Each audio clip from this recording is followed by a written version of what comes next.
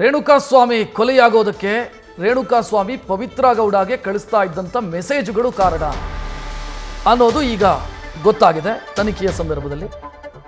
ಒಂದೇ ಒಂದು ಮೆಸೇಜಿಗೆ ಪವಿತ್ರ ಗೌಡ ಟ್ರಿಗರ್ ಆದ್ರ ಅನ್ನುವಂಥ ಪ್ರಶ್ನೆ. ಈ ಹಿಂದೆ ಏನಾದರೂ ಪವಿತ್ರಾಗೆ ಮೆಸೇಜ್ ಮಾಡಿದ್ದ ರೇಣುಕಾಸ್ವಾಮಿ? ಪವಿತ್ರ ಗೌಡ ಬಳಿ ಮಾಹಿತಿಯನ್ನು ಕಲೆ ಹಾಕ್ತಿದ್ದಾರೆ ಪೊಲೀಸರು. ಜೊತೆಗೆ ರೇಣುಕಾಸ್ವಾಮಿಯಿಂದ ಈ ರೀತಿ ಅಶ್ಲೀಲ ಅಥವಾ ಅಸಭ್ಯ ಮೆಸೇಜ್ ಬರ್ತಿದೆ ಅನ್ನೋ ವಿಚಾರವನ್ನು ಪವಿತ್ರ ಗೌಡ ಅಸಿಸ್ಟೆಂಟು ಪವನ್, ಈ ಪವನ್ಗೆ ಬಿಟ್ಟು ಬೇರೆ ಯಾರಿಗಾದರೂ ಪವಿತ್ರ ಗೌಡ ಹೇಳಿದ್ದಾರಾ ಅನ್ನೋ ವಿಚಾರದ ಬಗ್ಗೆಯೂ ಕೂಡ ಪೊಲೀಸರು ಮಾಹಿತಿ ಕಲೆ ಹಾಕ್ತಾ ಇದ್ದಾರೆ. ಈ ಬಗ್ಗೆ ಹೆಚ್ಚಿನ ಡೀಟೇಲ್ ನೀಡೋದಕ್ಕೆ ನಮ್ಮ ಪ್ರತಿನಿಧಿ ಅಂಕಿತಾ ನೇರ ಸಂಪರ್ಕದಲ್ಲಿ. ಅಂಕಿತಾ, ಈಗ ಮೆಸೇಜಿನ ಕಾರಣಕ್ಕಾಗಿ ಹತ್ಯೆ ಆಯಿತು ಅನ್ನೋದು ತನಿಖೆಯಲ್ಲಿ ಗೊತ್ತಾಗಿರುವಂಥ ವಿಚಾರ. ಪ್ರಶ್ನೆ ಇರೋದು, ಪವನ್ಗೆ ಮಾತ್ರ ಹೇಳಿರೋದಾ ಅಥವಾ ಬೇರೆಯವರಿಗೂ ಕೂಡ ಪವಿತ್ರ ಇದನ್ನ ಹೇಳಿದ್ಲ ಅನ್ನೋದು ಒಂದು ಪ್ರಶ್ನೆ.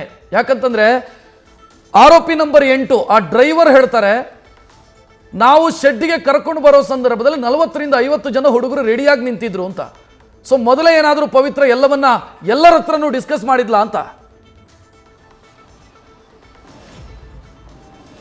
ರಕ್ಷಿತ್, ರೇಣುಕಾಸ್ವಾಮಿ ಕೊಲೆ ಪ್ರಕರಣಕ್ಕೆ ಸಂಬಂಧಪಟ್ಟಂತೆ ಈಗಾಗಲೇ ಪ್ರಕರಣದ A1 ಆರೋಪಿಯಾಗಿರುವಂತಹ ಪವಿತ್ರ ಗೌಡರನ್ನ ಪೊಲೀಸರು ತೀವ್ರ ವಿಚಾರಣೆಯನ್ನ ಮಾಡ್ತಾ ಇದ್ದಾರೆ. ಅಂದ್ರೆ ಸ್ಟಾರ್ಟಿಂಗ್ ಇಂದ ಏನೆಲ್ಲ ಆಯ್ತು ಅನ್ನೋದನ್ನ.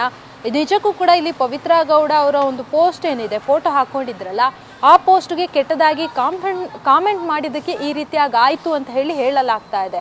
ಹಾಗಾಗಿ ಪೊಲೀಸರು ಕೂಡ ಕೇವಲ ಒಂದು ಈ ರೀತಿಯಾಗಿ ಅಶ್ಲೀಲವಾಗಿ ಮೆಸೇಜ್ ಮಾಡಿದ್ದಾರೆ ಅನ್ನೋ ಕಾರಣಕ್ಕೆ ಟ್ರಿಗರ್ ಆದ್ರ ಅನ್ನೋ ಒಂದು ಪ್ರಶ್ನೆ, ಅಥವಾ ಈ ಹಿಂದೆ ಏನಾದರೂ ಇದೇ ರೀತಿ ಮೆಸೇಜ್ ಬಂದಿತ್ತಾ ಅನ್ನೋದ್ರ ಬಗ್ಗೆಯೂ ಕೂಡ ಸಾಕಷ್ಟು ಚರ್ಚೆ ಆಗ್ತಾ ಇರುವಂಥದ್ದು.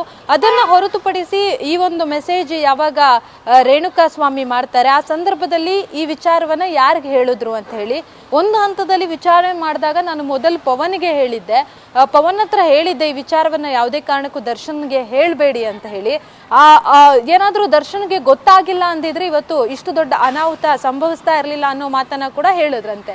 ಇಲ್ಲಿ ಪೊಲೀಸರ ತನಿಖೆಯಲ್ಲಿ ಗೊತ್ತಾಗ್ತಾ ಇರುವಂಥದ್ದು, ಪವಿತ್ರ ಗೌಡ ಅವರು ಮೊದಲು ಪವನ್ಗೆ ಹೇಳ್ತಾರೆ, ಪವನ್ ಅದನ್ನ ಉಳಿದ ಆರೋಪಿಗಳೇನಿದ್ದಾರೆ ಅವರ ಬಳಿ ಹೇಳ್ತಾರೆ. ಹಾಗಾಗಿ ಒಬ್ರಿಗಿಂತ ಒಬ್ರು ಹೋಗಿ ಇದು ಡಿಸ್ಕಸ್ ಆಗಿರುವಂತಹ ಮಾತು ಇದು. ನಿಜಕ್ಕೂ ಕೂಡ ಪವಿತ್ರ ಗೌಡ ಅವರು ಯಾವ ರೀತಿಯಾಗಿ ಪವನ್ ಹತ್ರ ಕನ್ವೆ ಮಾಡಿದ್ದಾರೆ ಅನ್ನೋದೊಂದು. ರೇಣುಕಾಸ್ವಾಮಿ ಮಾಡಿರುವಂತಹ ಮೆಸೇಜ್ನ ಪ್ರತಿಯೊಂದು ಸ್ಕ್ರೀನ್ ಶಾಟ್ ಅನ್ನ ಕೂಡ ಪವನ್ಗೆ ಕಳಿಸ್ತಾರೆ. ಅದಾದ ಬಳಿಕ ಪವನ್ ಈ ವಿಚಾರಕ್ಕೆ ಸಂಬಂಧಪಟ್ಟಂತೆ ದರ್ಶನ್ ಮತ್ತೆ ಉಳಿದವರು ಏನಿದಾರಲ್ಲ ಅವರ ಬಳಿ ಡಿಸ್ಕಸ್ ಅನ್ನ ಮಾಡಿರುವಂತದ್ದು. ರಕ್ಷಿತ್, ಥ್ಯಾಂಕ್ ಯು ಅಂಕಿತಾ ಮಾಹಿತಿಗೆ. ನ್ಯೂಸ್ ಫಸ್ಟ್ ನಿರ್ಭೀತಿಯಿಂದ ನಿಮ್ಮ ಪರವಾಗಿ.